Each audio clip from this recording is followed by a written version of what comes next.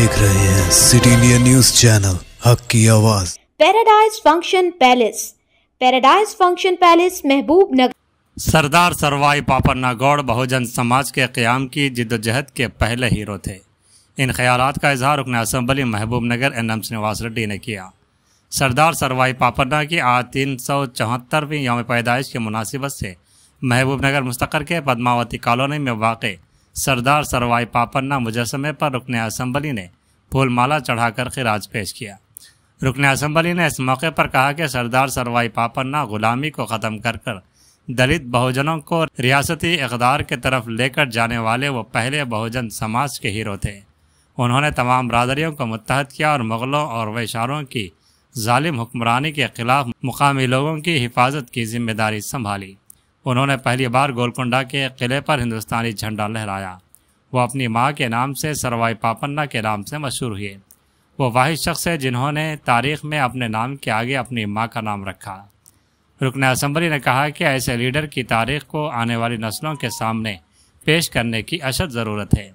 यही वजह है कि रियासत तेलंगाना में कांग्रेस पार्टी की हुकूमत आने के बाद रियासती तराने में हीरोज़ की तारीख़ डाल दी गई।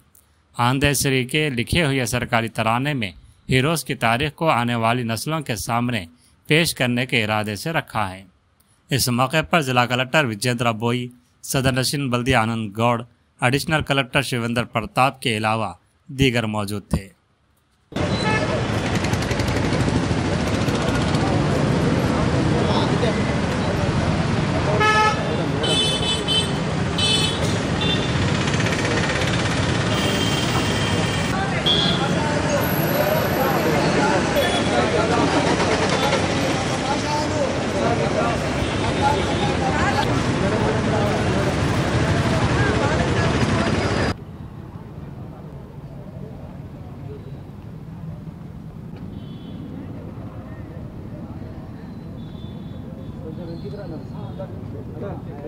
సర్దార్ సర్వాయి పాపన్న గారి 374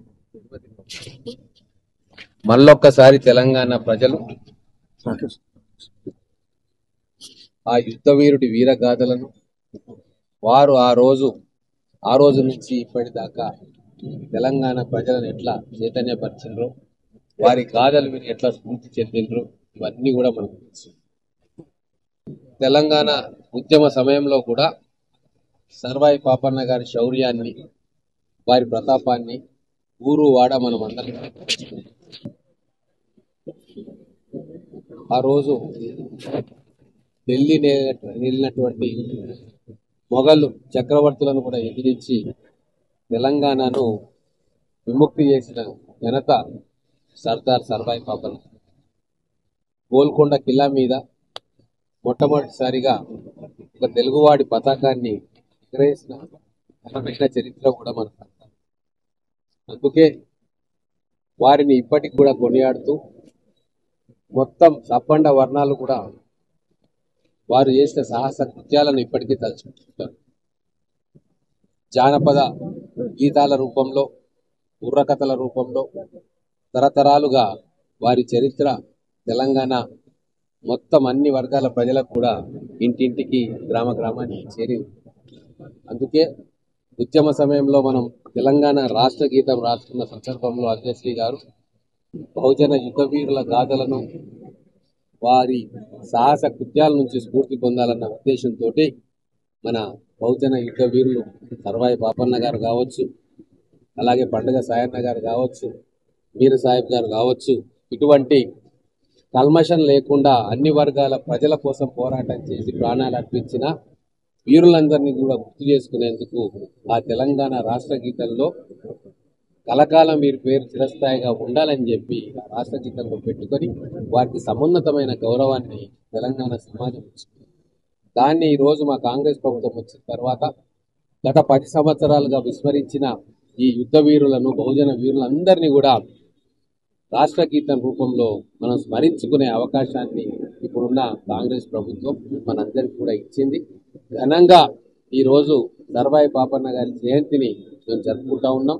హైదరాబాద్లో కూడా రాష్ట్ర ముఖ్యమంత్రి గారు, మంత్రివర్గంలోని ప్రతి ఒక్కరూ, ఎమ్మెల్యేలు, ఎంపీలు, ఎమ్మెల్సీలు వారికి నివాళులర్పించి వారు ఏదైతే పోరాట స్ఫూర్తిని మనకు చూపించారో వారి దాతృత్వాన్ని కూడా తెచ్చుకుంటూ కొన్ని వేల మందికి ఆ రోజు ఆశ్రయం కల్పించిన వారి వ్యక్తిత్వాన్ని మరొకసారి గుర్తుకు తీసుకుంటూ ఘనంగా ఈరోజు మహబూబ్ నగర్ నడిబొడ్డున వారి విగ్రహం దగ్గర నేను కలెక్టర్ గారితో సహా జిల్లా అధికార యంత్రాంగం అందరూ మరియు మా చైర్మన్ గారు మా సీనియర్ నాయకులు పట్టణ ప్రముఖులు అందరూ కూడా కలిసి ఈరోజు వారికి ఘనమైన నివాళి అర్పించారు.